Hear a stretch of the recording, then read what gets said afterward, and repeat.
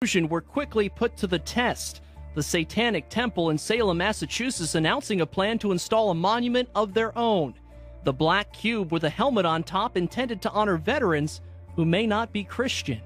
I take it you don't believe in God. Roger. Yeah. You serve your country. Yes, sir. And you want a place down here. Yes, sir. Army Reserve Lieutenant Kevin Lindo says he supports any memorial regardless of religion or background.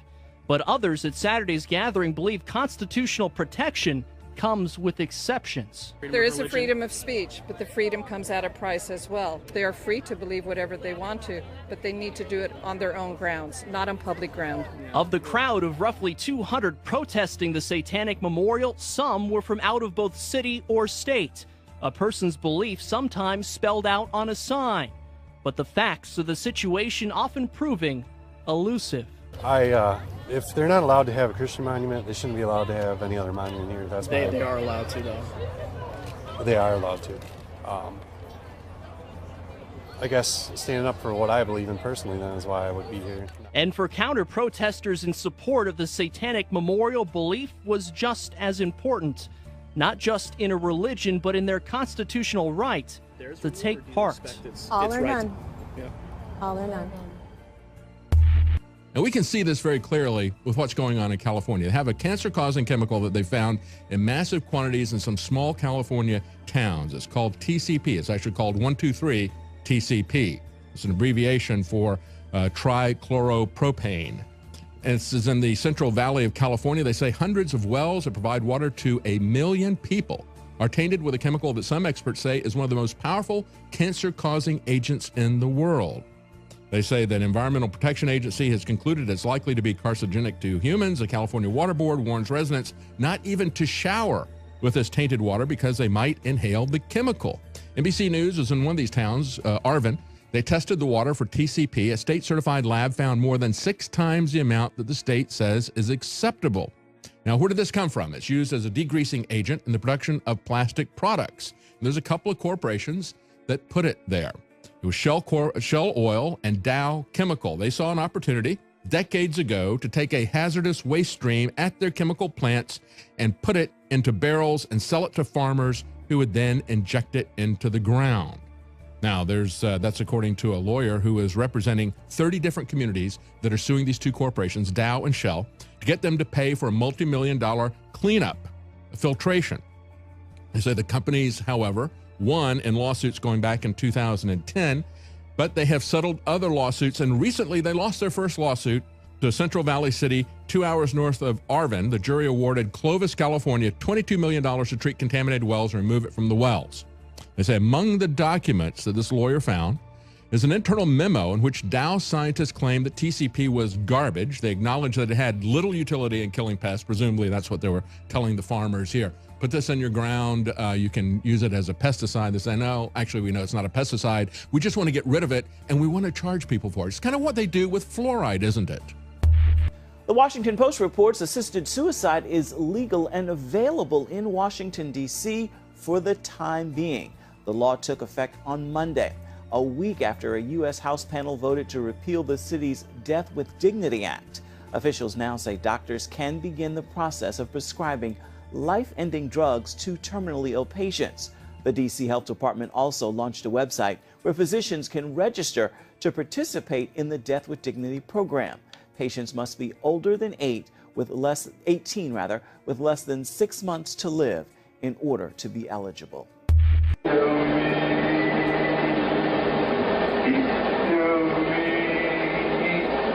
In his prison cell at Guantanamo in 2003, 16-year-old terrorist and Canadian citizen Omar Khadr weeps quietly during a break-in interrogation. A year earlier, in a firefight in Afghanistan, a wounded Khadr threw a hand grenade over a wall, killing American Delta Force medic Sergeant Christopher Spear and blinding another U.S. soldier, Lane Morris. On July 7th, almost 4 years since Khadr's transfer back to Canada, the Canadian government issued a formal apology and a cash settlement of $8 million to Khadr, compensation for his imprisonment at Guantanamo, during which Khadr alleges he was tortured and subject to sleep deprivation in violation of Canadian law. You know, I'm not a doctor, but I think you're getting good medical care.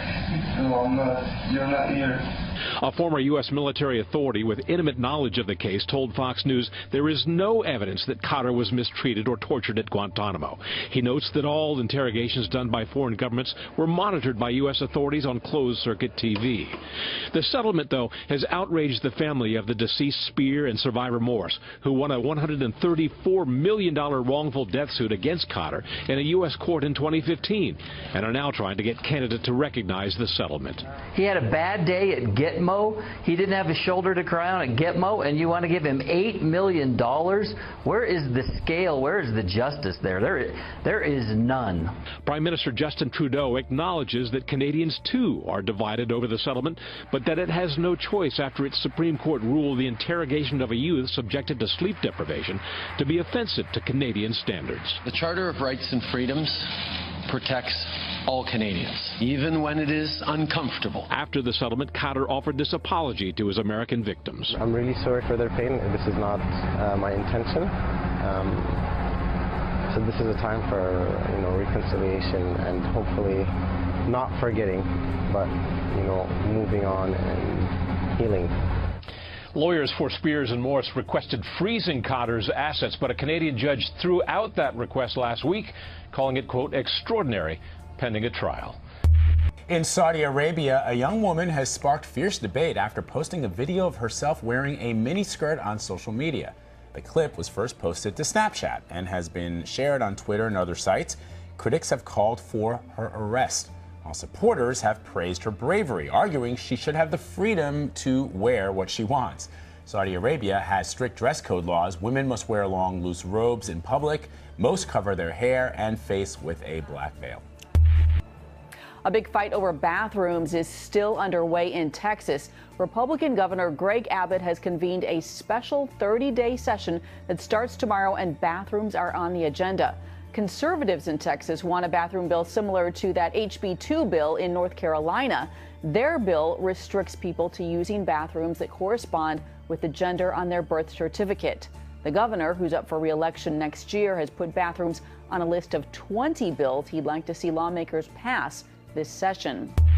Time now for campus craziness. The news out of Evergreen State College in Washington really is a metaphor for what's happening on the left more broadly. It is bizarre. So bizarre, it feels like a Twilight Zone episode where up is down, black is white, and howling mobs represent free speech and tolerance. Sadly, of course, this is not television. This week, an Evergreen student told trustees how she is vilified and silenced solely because of her race. Keep in mind, this is happening in America. Meanwhile, a professor claimed that Evergreen simply isn't extreme enough. That's the real problem. Watch. My name is Mackenzie, and I'm a current student at Evergreen. I have been to several meetings to speak. I've been told several times that I'm not allowed to speak because I'm white. This school seems to focus so much on race that is actually becoming more racist. Because I choose not to focus on race, I have actually been labeled a racist and a white supremacist. And if anyone took the time to actually know me, it's not true at all. The work toward equity and inclusion was and is not proceeding fast enough for our students and frustrates them and staff and faculty as well. I want to advocate that each of us, all of us, strategically and thoughtfully choose to listen, find, and tell the stories of what happened, stories that understand social change to be messy and righteous, difficult and necessary. That's what fascism looks like in 2017. John Daniel Davidson is a senior correspondent at The Federalist, and he joins us now. John, part of me feels a little guilty for giving so much airtime to this insignificant college in the Pacific Northwest, but I think it's important because I think it says something much broader about what's happening to the American left. This is a pretty familiar series of steps we're watching. Do you recognize this? Absolutely. This corresponds to a pattern we've seen playing out all over the country over the last couple of years, in Berkeley, in Maine, for coast to coast. I mean, even at Mizzou, a couple of years back, it started with Black Lives Matter protests. And Evergreen is a special case, but as you say, it's kind of a canary in the coal mine. Evergreen has been kind of a kooky liberal college for decades. But what's happening there is kind of the logical consequence of left-wing radical theory playing out on college campuses all over the country. So I think one thing that professor, the one who described violence threats as, quote, righteous, One thing she said I think does point to the truth of what's going on here. She said, in effect, our students have been told to expect that things are going to change much faster than they've actually changed. Isn't that part of it? Students have been taught that the country is irredeemably racist and that they have a responsibility to make everything perfect immediately. If you tell kids that, why should you be surprised when they riot? Yeah, exactly. And I think it's also a consequence of these students being very sheltered. You know, it's not just college. They've gone through high school, in most cases, without ever really being challenged. So their biases have been confirmed by their teachers from a very young age. College, which is supposed to be a time when you expand your horizons, when you challenge your assumptions, has never really happened for them in that way. They've had their biases confirmed and reinforced. And as you say, they've been told that change needs to happen really fast and a specific kind of change. And when they encounter people they disagree with, they kind of lose their minds. And that's what we see in Evergreen. That's what we've seen at Middlebury College. That's what we've seen at UC Berkeley. It's a big problem, and it comes from kind of a shelteredness in college students today. For sure. But you're also, I think we've reached the stage in the revolution where it's starting to consume itself. The snake is eating its own tail. I mean, there are no conservatives at Evergreen. The guy they were mad at, Professor Brett Weinstein, is a totally sincere, I think, principled, but progressive. He's a lefty. He's not a Trump voter. He's not a right-winger in any sense. And now they're trying to kick him off campus. Are you struck by how this is kind of the left versus liberals? Yeah, I mean, it's exactly as you say. This is sort of the left eating its own tail, which is, you know, as we say before, canary in the coal mine. This is the logical consequence of this kind of rhetoric. If you're taught that speech is violence, then you will resort to violence to suppress speech you don't like. Exactly. And that's what's happening here. It's very anti-enlightenment. You know, we spent centuries getting to the point where we don't burn people at the stake for the things they say, and that's exactly what's happening here.